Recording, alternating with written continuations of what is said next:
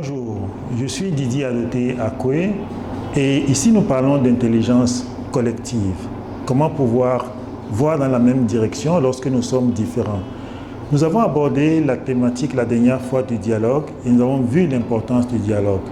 Mais au final, qu'est-ce que le dialogue? Est-ce parler ensemble? Est-ce au final penser ensemble ou bien plutôt voir ensemble? La plupart des leaders sont confrontés à l'identification du problème et donc à la capacité à pouvoir voir la difficulté. Mais comment la voir, cette difficulté? Comment travailler ensemble? Comment mobiliser les acteurs afin de pouvoir adresser les difficultés et y trouver les bonnes réponses? La première chose est de savoir dans un premier temps reconnaître ce qu'on voit, mais aussi il faudrait aussi pouvoir voir ce qu'on fait. Il faudrait voir les résultats de nos actions. Alors, pour illustrer cette manière, la capacité qu'on a à voir, je vais prendre un exemple. L'exemple d'un médecin qui reçoit un patient et ce patient a une blessure. La première attitude du médecin peut être directement de soigner cette blessure. Et donc, dans ce cas, le médecin s'occupe uniquement de ce qu'il voit devant lui. Il est en fait un peu comme un mécanicien qui remplace une pièce dans une voiture sans rien demander en plus. Donc ça, c'est une première manière d'adresser les problèmes, une première manière pour que les leaders ont de pouvoir trouver des solutions à les difficultés qui se présentent à eux. Plusieurs résultats, plusieurs actions ont pour origine le comportement d'une personne, ont pour origine le comportement d'un groupe. Et une autre manière de voir est de pouvoir identifier le comportement, ce qui a causé cette situation.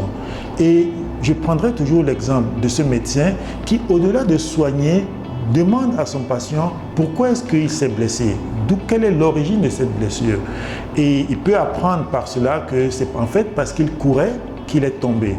À ce niveau, ce médecin devient un conseiller. On peut aussi voir ça avec un mécanicien qui préfère pouvoir adresser le comportement de la personne avant de pouvoir lui prodiguer des conseils qui lui permettront de ne plus arriver au résultat qu'il a fait venir au niveau de ses services. C'est une autre manière de voir. Une troisième manière de voir est de comprendre que chaque comportement a pour origine un état d'esprit, a pour origine une pensée.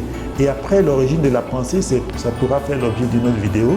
Mais chaque comportement a pour origine une pensée qui a été structurée. Et pour ce médecin aussi qui pose la question, ça serait de savoir mais pourquoi est-ce qu'il courait en fait?